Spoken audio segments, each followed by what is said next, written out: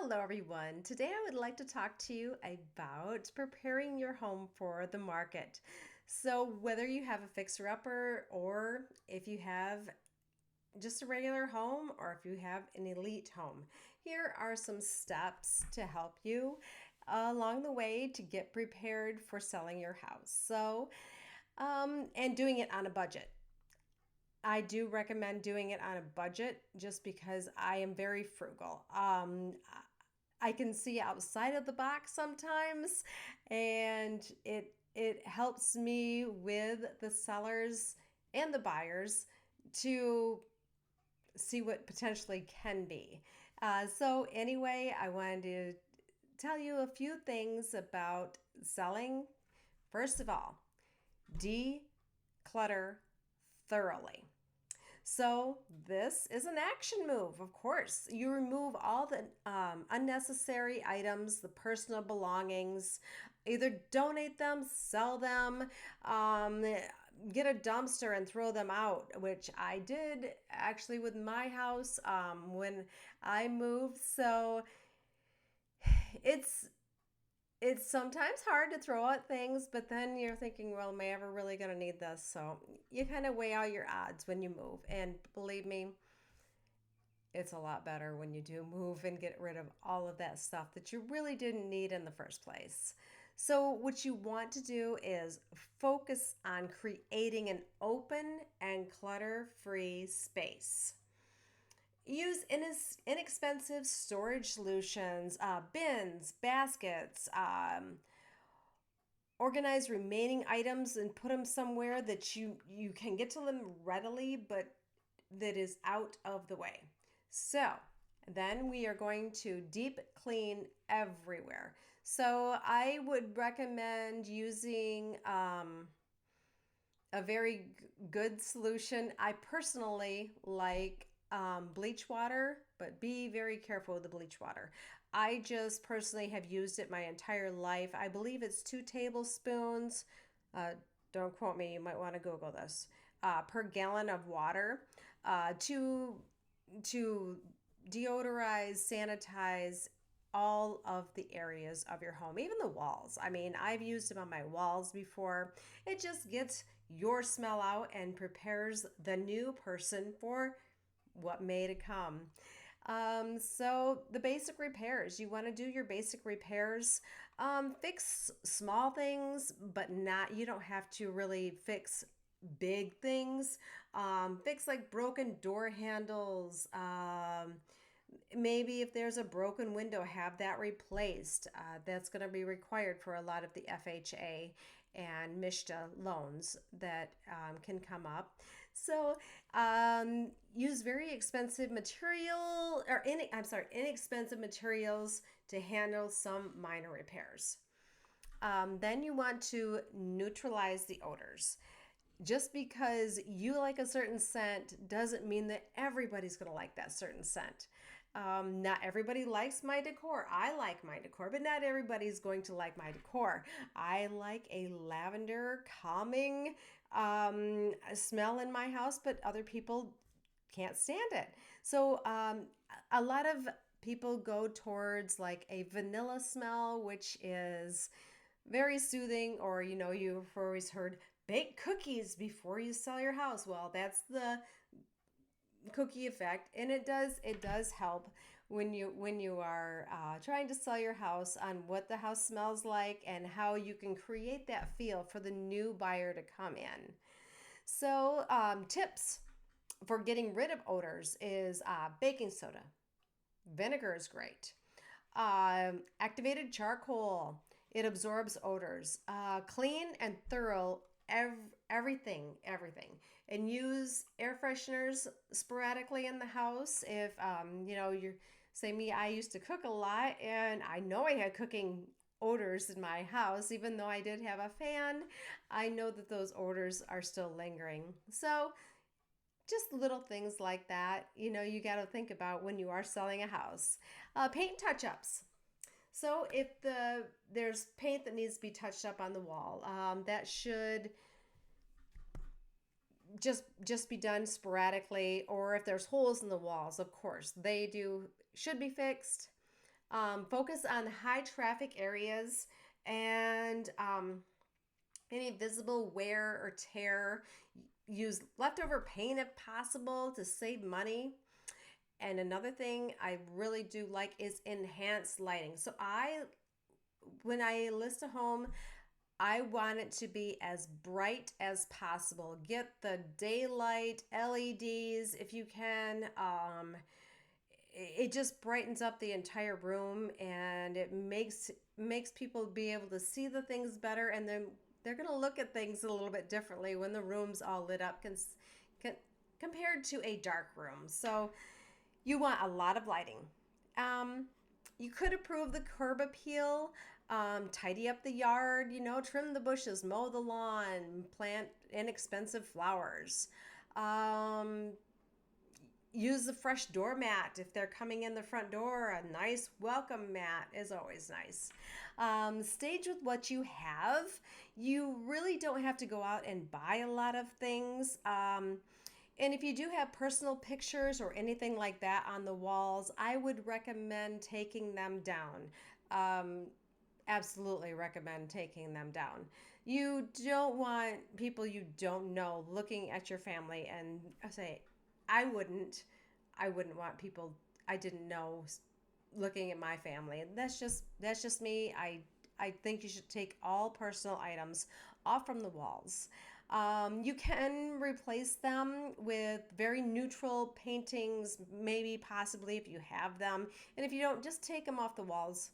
It doesn't have to be, it does not have to be perfect. That's for sure. So you want to rearrange existing furniture to make the room look more big and spacious and inviting. So the realtor and the photographer that you do hire will be able to set you up with this, and they'll see which works right and move the furniture around if they have to for the photographs. Use natural colors if you can, or if you can get a natural sheet even to put over the top of the bed so you have a very patterned comforter. Just put a sheet over the top of it. You can pick them up from the Salvation Army, the Goodwill, the secondhand stores very cheaply. So that you just want everything neutral and bright. Clean windows and mirrors if you can. So to ensure windows and mirrors are spotless, you want all the natural light to be able to come into the house. So that means clean your windows. I know I don't do it very often. It's awful. Not awful. I do it once in a while. I don't do it as often as I should. Use a vinegar and water solution. Very cheap and streak free. So highlight the home's potential. Say your home has a big garage. Highlight that. People who are looking for a big garage, highlight that big garage. Say they're looking for a fenced-in backyard. Highlight that fenced-in backyard. Just little things like that. Emphasize unique features and potentials of the home. Original woodwork is great. Use signs, or simple decorations during the showing to point out areas that you could be improved for or have a unique value to them. Like pointing the way downstairs, like, look downstairs at this beautiful brand new hot tub I have that comes with a house. You just never know. So this is getting ready for the listing photos also. The listing photos I personally think are very important because you are going to be putting this out there for everyone to see. So in your listing photos, say you're going into the bathroom and you take a picture of the bathroom. You want the shower curtain closed. You do not want to see any lotions, potions, shampoos, anything like that sitting around, okay? I have that. I admit, I do have that. But we do not want them for photos, okay? We want a nice, crisp, clean look, no clutter, everything, all the little things. See my like my little things back here. I have a lot of little things, and yes, it does look cluttered, but it's my clutter, and I love it. But I wouldn't have it if I was taking pictures of my home. So the next thing is lighting. I like a nice bright light. As you can see, I'm kind of in the sun right now. Okay, so I do like a nice bright light, but you want it to be bright, um, and the ambiance, of course, the natural light coming through, to brighten up all those spaces. Brighten them up. Let the people see. Even if it's not a great wall, they want to see this because they are buying this house. So if you were going to look at a car and it had a huge dent in the fender, you might not want to buy that car. But if they were saying, "Oh, well, it's, an easy fix." Okay, you can get a good deal on it. Go for it. So, and then you just want to do very simple staging. Like I said, not a lot of clutter, maybe a little bit of greenery here or there, just to make it look a little alive. And I do have greenery like right there. Look at that. See? So, highlight key areas. The most attractive features of the home. You want those in the photos. Fireplaces. So you want the main kitchen.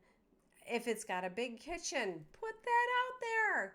Highlight that. Get some light on there and show that thing off. So but you do want things neutral and inviting. So this is what I like to say. Say you're going into a hotel room, and I haven't been into many hotel rooms that are not neutral and inviting. Most of them are blah, like beige walls and black headboards or footboards or black cabinets. That's okay, but that appeases to everyone, everyone's appetite, I should say, because no one goes in there going, "Oh my goodness, look at that bright blue dresser. It does not match that coral wall at all." So just little things like that. I'm just trying to help you see what a potential buyer would see. So I love doing that. I think it's very important for your photos when you are going to get ready to list.